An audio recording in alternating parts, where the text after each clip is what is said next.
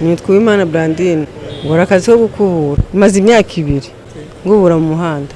Numva nacyo kantwaye rwose. Nakwanga akazi n'akazi.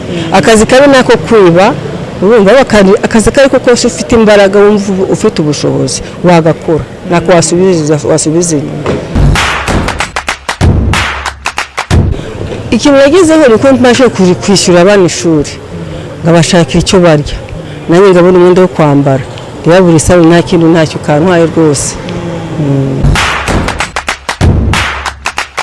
Bagiye bona akazi kose akayo kose bagakora. Ndibavuga ngo bafite university bagize. Kuko akazi n'akazi. Akazi kagutunze n'akazi. Ntugasuzugure.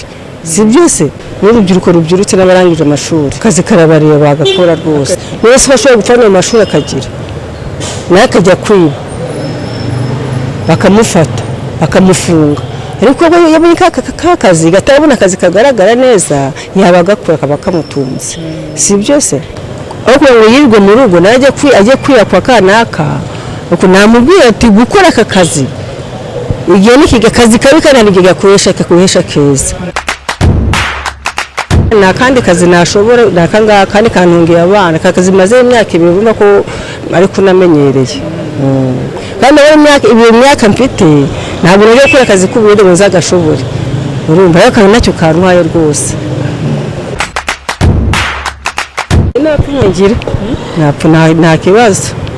Nge kambeshije ntabwo urajya gusaba umunyu umusaba isabune umuntu ari kuhaye guharimo naguha kabiri.